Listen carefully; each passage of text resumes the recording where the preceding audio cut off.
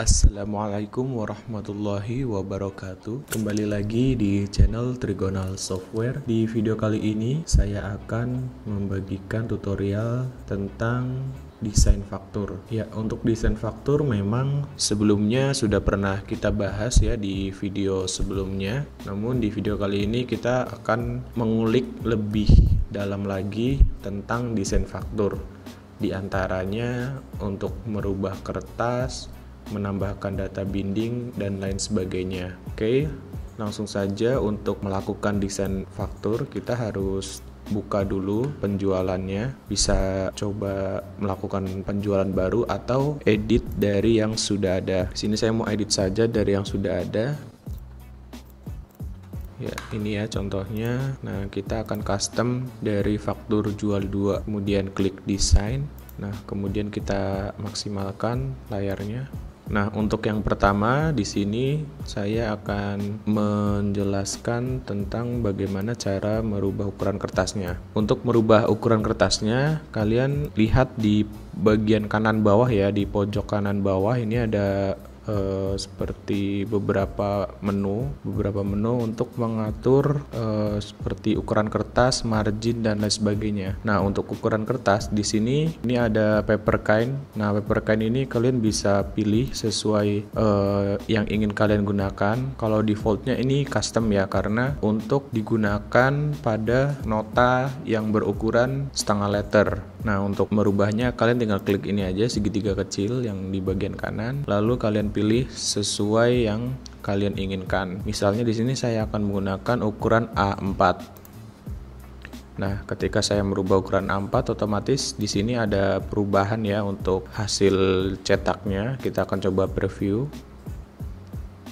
Nah, ini jadi lebih panjang. Bisa kalian lihat di sini. Nah, ini jadi untuk space dari kolom data barang di sini jadi lebih banyak karena memang kertas A4 itu kan panjang ya, panjang ke bawah. Jadi untuk data barang bisa menampung lebih banyak. Oke. Nah, selain itu kalian juga bisa mengatur margin. Margin itu untuk mengatur batas ya, batas atas, kanan, bawah, kiri dari sebuah halaman. Nah, ini seperti ini contohnya, bottom ini berarti batas bawahnya ini 15. Kalau untuk kesatuannya mungkin ini milimeter ya. Jadi 15 mm, kemudian bagian kiri 28 mm, bagian kanan 18 mm, dan atas 20 mm. Ini juga kalian bisa otak-atik sendiri. Nah, kemudian di sini ada lagi opsi untuk landscape. Nah, jika kalian menginginkan hasil cetak landscape, kalian klik di sini lalu pilih yang yes ya. Coba kita lihat. Oh, sebentar, harus ke desainer dulu. Kemudian di sini pilih yes. Nah, kita akan lihat. Nah, jadi seperti ini ya. Jadi ini kertas A4 yang dijadikan landscape atau istilahnya miring gitu. Kalau normalnya kan berdiri, kalau ini miring. Jadi ini lebih lebar ke samping daripada ke bawah. Dan untuk garis-garis yang ada di sini nanti kalian bisa atur lagi kalau misalkan mau menggunakan yang landscape, jadi bisa lebih panjang lagi ke kanan. Nah, ini kita kembalikan lagi ya ke mode portrait. Oke, seperti ini. Oke, nah kemudian kita akan membahas tentang data binding. Nah, di setiap kolom ini adalah mengandung data binding ya. Contohnya di sini ada kolom kode item. Kode item ini judul. Kemudian ini detailnya adalah data binding dari kode item. Untuk merubah data binding, kalian klik dulu kolomnya ya. Kemudian kalian klik segitiga kecil tanda panah ini. Kemudian pilih kolom data binding ini. Nah, di sini kalian bisa pilih sesuai data binding yang ada di sini. Jadi kalian hanya bisa menggunakan data binding yang sudah terdaftar di sini. Kalau misalkan data binding yang kalian inginkan tidak ada, berarti tidak bisa ditambahkan sendiri atau di custom sendiri. Nah, misalkan kita akan menambahkan data binding kode barcode ya, misalnya. Ini kita atur dulu kolomnya. Kita akan tambahkan kolom baru, yaitu kolom kode barcode di sebelah kode item. Atau mungkin kita bisa merubah saja kolom kode itemnya jadi kode barcode supaya hasil cetaknya ini tidak terlalu sempit ya, karena ini juga udah sangat sempit. Nah, pertama kita rubah dulu judulnya, misalnya kode barcode.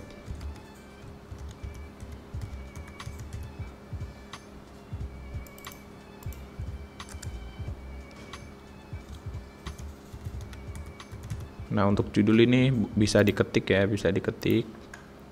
Namun untuk data binding ini tidak bisa diketik, kalian harus pilih dari menu atau icon yang ini. Nah, ini kan tadinya kode item, kalian klik segitiga kecil ini, kemudian kalian cari data binding kode barcode. Nah, untuk data binding kurang lebih seperti itu ya. Jadi data binding itu berfungsi untuk mengambil data dari data transaksi yang sudah diinput oleh program. Nah, ini misalnya kalian ada beberapa kolom yang tidak ingin kalian pakai, ini juga bisa dihapus ya. Misalnya ini di sini ada DPPO, tunai, kredit, debit, kredit. Nah, ini bisa dihapus supaya tampilan fakturnya lebih simple ya, tidak terlalu banyak ini. Nah, ini kalian bisa blok seperti ini, kemudian klik delete. Kemudian di sebelahnya ini juga bisa juga, ini untuk kolom-kolom yang tidak ingin kalian pakai. Tapi di sini ada satu kolom yang tidak boleh dihapus sama sekali, yaitu kolom jatuh tempo. Nah, ini sebaiknya jangan dihapus, karena jika dihapus nanti akan menyebabkan error ketika kalian akan melakukan cetak. Namun selain kolom ini boleh dihapus. Sebagai contoh, nah ini kan ada kolom potongan, pajak, biaya lain. Ini kalau kalian tidak gunakan bisa dihapus, delete saja. Nah, untuk kolom jatuh tempo, jika kalian tidak ingin tampil di nota, itu bisa kalian blok seperti ini, kemudian kalian rubah warna fontnya menjadi warna putih. Nah, seperti ini. Jadi ketika faktur dicetak dia tidak akan terlihat. Itu untuk mengakali bagaimana cara supaya jatuh temponya tidak tampil, tapi tidak perlu dihapus ya. Jangan dihapus dari desain ini. Nah, tapi kalau misalkan sudah terlanjur terhapus, bagaimana untuk mengembalikannya atau bagaimana cara mengatasinya? Oke, di sini saya akan praktekkan ya, misalnya kolom jatuh tempo yang tadi kita rubah warna ya. Nah, ini jatuh temponya coba kita akan hapus. Kemudian coba preview. Nah, kan muncul error seperti ini. Nah, cara mengatasinya seperti bagaimana? Cara mengatasinya adalah kalian klik tombol script yang ada di sini. Nah, di kolom script ini kalian blok saja, Ctrl A.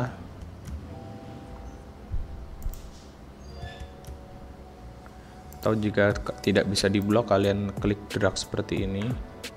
Pokoknya sampai semua isi yang ada di sini kalian blok, kemudian kalian hapus.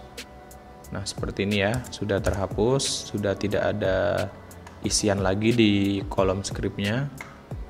Setelah itu kalian save. Oke, kemudian kita kembali ke preview. Nah, notanya sudah normal kembali. Jadi itu untuk mengatasi jika tidak sengaja terhapus ya. Tapi sebaiknya sih jangan dihapus karena ya itu tadi kembali lagi akan menyebabkan error ketika akan cetak. Nah, setelah itu bagaimana jika ingin menampilkan kembali? Nah, ini kan tadi kita sudah hapus kolom seperti kolom jatuh tempo, kolom bayar kredit, bayar debit. Nah, bagaimana cara memunculkan kembali atau bagaimana cara menambahkan kolom yang ingin kita custom sendiri? Misalnya di sini kita akan menampilkan kolom kembalian ya. Nah, kalian tinggal klik lalu drag di kolom sembarang ya seperti ini. Kemudian klik kanan copy, kemudian klik kanan paste. Nah, otomatis jadi ada kolom seperti ini dengan isian yang sama. Kalian tinggal rubah di isiannya. Misalkan di sini kalian isi dengan kembali.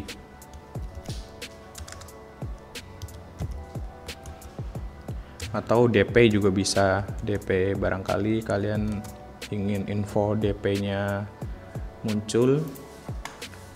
Kemudian di bagian kanan sini kalian data bindingnya pilih juga info DP ya. Data bindingnya di sini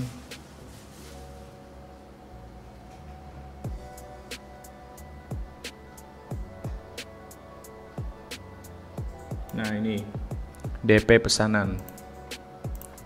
Oke, kita preview coba. Nah, di sini ya DP pesanan itu untuk menampilkan DP. Jadi kalian bisa otak-atik sendiri kalau misalkan ingin menambahkan kolom yang belum ada di sini. Ini salah satu contohnya adalah kolom DP. Jadi ketika nanti di nota kalian input DP, otomatis akan muncul di sini. Nah, ini karena nggak ada DP-nya, jadi di sini kolom DP kosong ya, 0 ya. Nah, kemudian di sini kalian bisa lihat juga untuk kolom tanggal ini ada jamnya. Nah, bagaimana supaya jam ini tidak tampil, jadi hanya tampil tanggalnya saja. Karena kan pastinya untuk invoice itu yang penting memang hanya tanggal ya. Kalau jam itu tidak terlalu penting ya. Nah, untuk cara menyembunyikan jamnya, kalian kembali lagi ke designer, kemudian di kolom tanggal. Nah, di data binding tanggal ini kalian rubah format stringnya, kemudian pilih date and time. Nah, pilih yang date, month, year. Ini ya. Sampelnya seperti ini, 02/06/2021. Nah, oke, kemudian kita preview lagi. Oke, nah jadi seperti ini. Jadi sudah tidak tampil lagi jamnya, jadi hanya tampil tanggal saja. Oke, jika kalian sudah selesai untuk melakukan desainnya, sudah oke dengan desain yang sudah dibuat sekarang ya, kalian tinggal klik simpan, klik save, kemudian ditutup saja ini menu desainnya. Nah, setelah itu otomatis desain yang ada di program kalian sudah berubah. Kita coba preview. Nah, seperti ini. Namun untuk desain ini memang hanya bekerja atau hanya berlaku untuk masing-masing komputer atau laptop. Artinya jika kalian melakukan desain di komputer server ya, komputer utama, itu bukan berarti di komputer kliennya otomatis berubah desainnya. Jadi kalian harus melakukan edit desain satu persatu di masing-masing komputer, atau bisa juga dengan cara memindahkan format atau desain dari komputer yang sudah kalian desain ke komputer yang belum didesain. Untuk video cara memindahkan desain faktur itu sudah pernah kita bahas di video sebelumnya. Kalian bisa cari di beranda YouTube kita, atau nanti bisa juga kita sertakan linknya di deskripsi. Oke, sekian dulu untuk tutorial tentang desain faktur. Jika kalian masih ada pertanyaan, jangan sungkan-sungkan untuk tulis di kolom komentar. Jangan lupa untuk subscribe supaya tidak ketinggalan notifikasi video terbaru dari kami. Sampai bertemu lagi di video selanjutnya. Wassalamualaikum warahmatullahi wabarakatuh.